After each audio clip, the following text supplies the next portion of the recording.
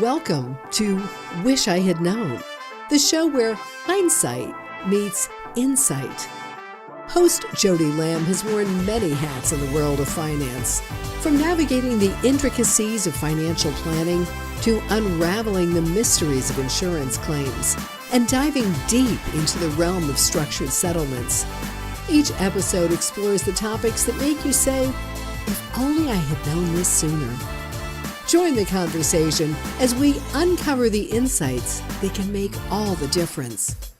This is Wish I Had Known, because knowledge is power and hindsight is 20/20.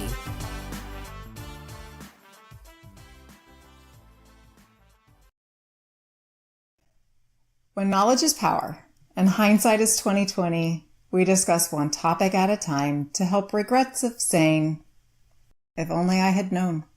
Today, we're talking with Shawn Deane, General Counsel and VP of Claims at J29. Welcome, Shawn. Thanks so much, Jodie. It's great to be here. Thank you. Well, why don't you tell us a little bit about yourself, your background, and then we'll get into your story and talk about what you wish you had known. Sure thing. I'd love to. I appreciate being on. I always think it's fascinating, people in the insurance space, how they got there. So I always like to tell people where I came from. I came from the middle of nowhere in Southern California in a town called Joshua Tree, and probably no one knows what it is. So you're nodding your head. You know, I've drove through it. Oh, amazing. Okay. Or drove past it at least. I tell people, and they're like, the U2 album? And I'm like, no, it's an actual place. It's in the high desert in Southern California. I think the closest nearest city is Palm Springs, but yeah, that's where I grew up from the time I was probably 7 years old till I left for college. And it was an incredible place to grow up, but I had no aspirations of getting into insurance. I'm so glad that I did, but it's interesting how life just sort of steers us in places that we were meant to be, but that we had no idea we were going. I figured I was going to be a rock star, so I'm sitting here doing, an interview with you about ultimately about our path in insurance and what we wish we'd known. But I figured I was going to be on the road in a touring band, and I went to Berklee College of Music and did my 4 years there, and realized towards the end that I had aspirations to have a family, and that is not. Being on the road, playing music every night is not terribly conducive to that. So I went and got my master's in education and counseling, and I was a guidance counselor in the Boston Public Schools. I left Berklee with a degree in music ed and figured I'd parlay that into stay in education. And I had all the naivety of a 20-year-old thinking I was going to change the world. And it was really tough, and I had some great experiences being a guidance counselor, but I found a lot of my job there was helping kids in the legal realm, providing them legal services. So I decided to go to law school and went to law school fully expecting to be a child welfare advocate. And I did an internship with the Department of Social Services in Massachusetts, and it was heavy. My first trial that I sat in on was a termination of parental rights, where the state can effectively say, like, hey, you're not a parent anymore to a mom or dad. And I saw a mother get her rights terminated as a parent, and I said, oh my gosh, I don't know that this is too intense. Even though I love the idea of helping kids and families. Clerked for a judge, took the bar, waiting for my bar results, needed a job because my wife was pregnant and she wasn't working. And the judge I clerked for said, hey, I went to law school with a partner at a firm who does insurance defense. And I said, oh, cool. All right, I'll do that. I'll give it a try. And learned so much, but realized it takes a person with a certain constitution to be in the adversarial mix. And I loved the research and writing aspect of it. I got exposed to some workers' compensation and some Medicare issues, and fell in love with it on the subject matter side, and knew I wanted to do something different. and mistakenly applied to what I thought was an SSDI advocacy firm. I went to law school with a buddy who managed at an SSDI firm, and called him up and said, "Hey, Matt, see that you have a job posted." I remember looking for the job on Craigslist on an iPhone 3G. It was like the second generation iPhone when you can actually surf the net. And he said, "No, that's not my firm. That's our sister company down the road. They do Medicare set-asides." And I'm like, "Well, what's a Medicare set-aside?" And he said, "I have no idea, but I think you'll be good at it." So I got into the space by applying to the wrong job. So, I mean, that goes to my point of the universe can kind of just steer you in a direction. And I got there and spent 11 years at the nation's, one of the nation's largest MSA services providers, and absolutely loved the subject matter. But I guess what I wish I would have known wasn't until I got to a company called Amitros, where I was general counsel for 4 years. And that specifically is understanding the impact that an injury has on someone. And when I was doing Medicare set-asides and conditional payment investigations and analysis and helping insurance carriers with their Section 111 reporting, it was really academic for me. And every once in a while you go through an MSA and go, "Gosh, this is a really tough injury. It's a catastrophic claim," but you didn't get a feel for the person behind that MSA. It was an exercise in compliance and ensuring that there were the right line item medical services and prescription drugs for this person for the rest of their life. And I don't mean to gloss over that, because that's incredibly important. But if you don't have experience talking with injured individuals, you don't understand the impact that it has. And I got to Amitros, and from day one saw the incredible work that they did. I saw how confused an injured individual was. The very first thing I did as general counsel there, I didn't even have an office set up, and they asked me, what do you want to do? Do you want to go through some documentation or sit down with human resources? I said, "No, I want to hear what it's like for someone to come on the platform." And I sat down with a sales operations manager who onboards individuals, and I got to put on the headset, and she got on a call with an injured individual, and I was blown away by how confused they were, and I was touched deeply by how they expressed how difficult the claims process had been in some instances, or just what they were going through as human beings. And it completely, I felt like for me, it brought full circle the human aspect with the theoretical aspect. And I was so moved by it during the pandemic, I decided to create a podcast where I talk to injured individuals and their family members and hear their stories.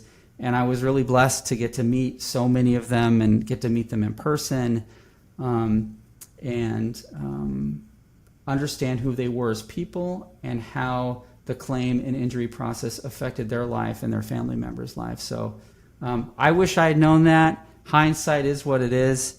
And it's very difficult to have that perspective absent having the opportunity to be in a role where you get to interact with them. So it was really, really great for me.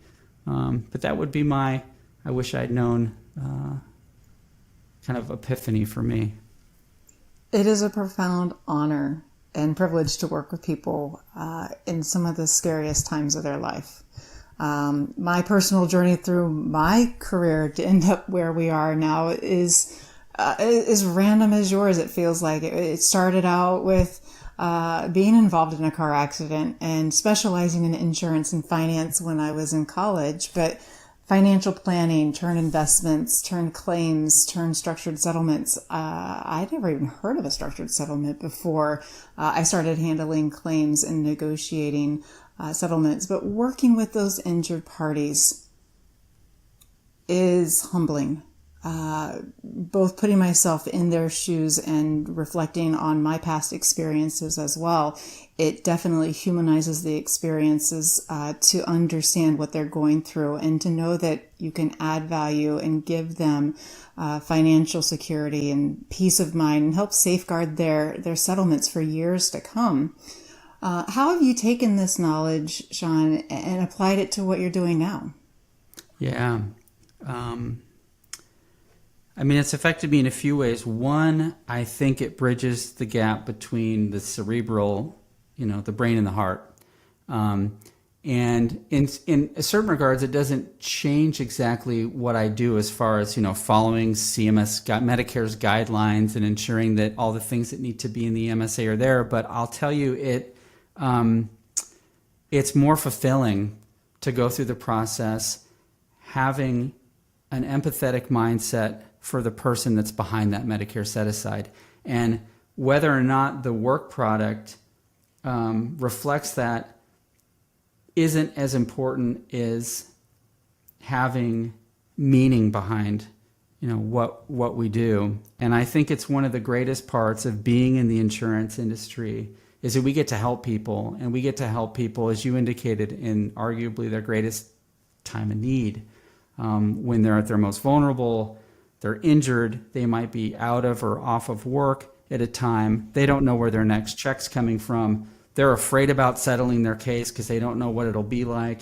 And people like you and myself can come in and help alleviate that concern and really provide comfort for them that they're going to be okay after they resolve their claim. And I think that's the biggest for me. I think it's just a better way to operate in this space too. I've come to know you through social media, and I think I know this was to talk about me, but I want to talk about you for a second. I think you're one of the most positive people in our space because you focus on kindness and being empathetic and connecting with people. Obviously, your stuff and you're a subject matter expert in the area, but you lead with your heart in that vein. And I just think it's super important that we do that because the people we're ultimately serving are people who've been through so much. I feel like I've talked to parents who've lost children. I came to the conclusion that I needed to do more too, other than just talk to them. So I was really lucky, and I don't mean to plug these, it's a shameless plug for these nonprofits, but they're really wonderful organizations. And I would say for anyone listening who loves their gig in insurance, think about giving back too. So one of the other things that's changed for me is I wanted to get involved. So I'm on the board of directors for an organization called Kids Chance. And I'm on the board for the Massachusetts chapter. If you haven't heard of it, it's they're in all 50 states. Chapters are in all 50 states, and they're led by Kids Chance of America. And the singular goal of these organizations is to raise funds for children who've had a parent who's been killed or catastrophically injured in a work-related accident. And I mean, to get to meet some of these kids and see how it's positively impacted their lives and talk to the surviving spouse, it's like by far and away the coolest thing that I do, beyond what I do for my day job. And I'm also involved in an organization called Kind Souls Foundation, which provides a warm line where an injured worker or their family member can pick up the phone and just talk to someone with no judgment, get resources, to mental health facilities or providers, and just have someone to talk to and be there. So I'm an ambassador for that organization, and we'll be starting a podcast in 2024 for them called Compassion. So really excited about that. But through getting to know injured workers and cultivating and fostering a greater sense of empathy for them and their situation has really prompted me to take action and get involved in organizations like that. It's one thing to for me at least, to talk the talk, but really want to raise funds for them and do something pragmatic and meaningful and impactful for them. I love it. Why don't you use this opportunity to share their contact information? How, if you have that off the top of your head, if not, we'll put it in the show notes at the end. But absolutely. So Kind Souls, it's kindsoulsfoundation.org, and Kids Chance of Massachusetts is KIDSCHANCE of ma.org. So Kids Chance of ma.org. And you can also Google Kids Chance of America for your local chapter, whatever state or jurisdiction you're in, and take a look at that. But I think those are two of the most active and directly impactful organizations you can get involved with. So I'd highly, highly recommend. Each state is always looking for volunteers. There's different committees you can be on. There's opportunities oftentimes to sit on the board, and you get to be around like-minded people who, really care about the folks that they're ultimately serving in our industry. And it's made me feel that much fortunate to be in this industry. It blows me away. I'm always fascinated by why insurance jobs, and this could be like in your situation or mine, as a structured settlement professional or a Medicare set-aside professional or anyone on the services end or directly in claims, why it's looked at as such kind of a stuffy, boring gig. And I don't think it is. I think it's one of the coolest, altruistically driven careers you could possibly go in. And I think we can do a better job, folks like you and I who have a voice, to express how wonderful it is and the opportunities that are out there to help people. Because that's really what we're doing at the end of the day. Whatever activity we're engaged in, we're looking to help someone. And to me, there's nothing better than that. I love it. I'll share that It Settled, your prior podcast, is what has given me a little bit of incentive and courage to start Wish I Had Known. I wish I had known so much earlier in my career, so much more professionally and personally, that I feel compelled to share this information in what I do in my industry. And I applaud you for all that you're doing, but I love the give back. I love the paying it forward. And I've not heard of those organizations before. So thank you for sharing that. I absolutely will look into that, because I think there is a lot of opportunity for us to appreciate more than just what we do, but the impact of who we can help. And like you said, it's more than just the financial component. There's the mental, there's the physical component as well. And the holistic wellness is the approach for not only my personal life, but professionally. I don't look at just numbers. We don't look at just the person based on their diagnosis. They're an individual. They've got the families, they've got needs, they've got fears. And as we said, working with them and in these times of significant life-changing experiences I feel blessed. I feel honored to do so. And working with people like you as well with that same heart means a lot. I think it really gives a lot of positivity to our industries, and to give hope to people who've been through a lot and lost a lot. Shawn, you're extraordinary. How do we find you? How do we learn more? How do people reach out to you? What's your social connections? Yeah, if you're on LinkedIn, you can find me just by typing my name, Shawn Deane, ShawnDeane. I know it's some people spell it differently. Or you can go to my company's website too. That's j29inc.com, j29inc.com. And I don't mean to put you on the spot, but I would love for you to be a guest on the Kind Souls Foundation podcast in 2024. It would be an honor and a privilege to have you on and to hear more about your story and the work that you're doing, and to showcase you. I'd love it. Well, thank you so much for that invitation. Do you have any final parting thoughts or words or recommendations on this thought and this topic? It's okay as an insurance professional to get emotionally involved in your work. And I don't mean, over involved or cross any boundaries. I just mean it's okay to put your heart into it. And I think oftentimes in a job that's a lot of numbers and a lot of, rules and regs and legal documents and planning and contracts, it's sometimes difficult, and procedural stuff and hearings, emails and, all this sort of process and academic stuff.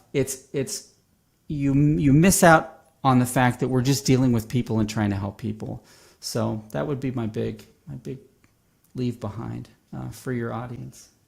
I love it. I'll share real quick that when I got hired into claims, I remember one of the most obvious, one of the feedbacks that it was shared with me is they were concerned about hiring me because I brought that personal injury experience and that I might be too sympathetic. But I think that is what made me excel at that profession and that job, is because I cared enough to not just treat it as a number or as another case. I really genuinely try to connect and understand the needs of the people. And I think we're kindred spirits in that. So I think that's why you found such a unique and special voice in this industry. I can say the same for you, Shawn. Thank you so much for joining us today. Thanks. It was absolutely my pleasure, Jodie. Well, this has been another enlightening discussion aimed at expanding our understanding so we won't have to utter regretful words. I wish I'd known. If you have a remarkable anecdote or wish I had known insight that you want to share, #AskJodie. I'd love to hear your story. If you come across a challenging situation or you have a question that you don't know how to answer or know what to do next, feel free to reach out. Send me a DM on LinkedIn. I'd be happy to chat. Until next time, take care. Welcome to Wish I Had Known. Thanks for listening to today's episode. Please like, share, and subscribe so you can hear all of Jodie's chats, so you don't have to say, "Wish I had known."